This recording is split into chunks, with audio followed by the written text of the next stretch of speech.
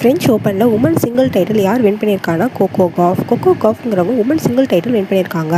Next June 5 வந்து world environment டேயோட theme என்னென்னா beat the plastic pollution. Environment சேஃபாக இருக்கணும்னா பிளாஸ்டிக் இல்லாமல் இருக்கணும். So beat the plastic pollution அப்படிங்கிறது தான் வேர்ல்டு என்விரான்மெண்ட் டேயோட தீம். இப்போ பிஎம் வந்து என்ன பிளான் பண்ணியிருக்காங்கன்னா சிந்தூர் சாப்டிங் வந்து பிளான் பண்ணியிருக்காரு.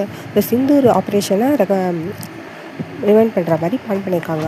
நெக்ஸ்ட்டு வந்து ஆயுஷ் நிவேஷ் சாரதி அப்படிங்கிற ஒரு போர்ட்டல் வந்து லான்ச் பண்ணியிருக்காங்க. யாருன்னா ministry of Ayush investor centric portal அப்படிங்கிறதுக்காக லான்ச் பண்ணியிருக்காங்க. ஆயுஷ் நிவேஷ் சாரதி அப்படிங்கிற போர்ட்டலை லான்ச் பண்ணியிருக்காங்க. நெக்ஸ்ட்டு வேர்ல்டு ஓஷன் டே அப்படின்னா June 8 வேர்ல்டு ஓஷன் டே. அதோட தீம் என்னென்னா wonder sustaining what sustain us. நம்மளை எது வாழ வைக்குதோ அதை நம்ம வாழ வைப்போம் அப்படிங்கிற மீனிங்கில் wonder sustaining what sustain us அப்படிங்கிறது வேர்ல்டு ஓஷன் டேயோட தீம்.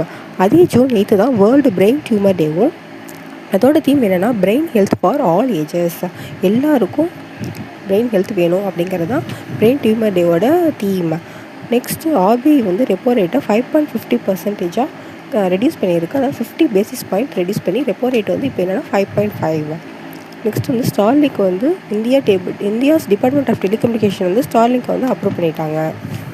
நெக்ஸ்ட்டு வந்து நார்வே செஸ் டைட்டில் யார் வின் பண்ணியிருக்காங்கன்னா Magnus Carlsen.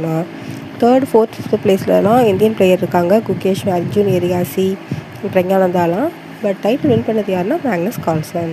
Next ministry of social justice and empowerment வந்து நமஸ்தே ஸ்கீம் வழியாக ஒரு ஆப்பை இன்ஸ்டால் பண்ணியிருக்காங்க. அது என்னென்னா வேஸ்ட் பிக்கர் எனுமரேஷன் ஆப்.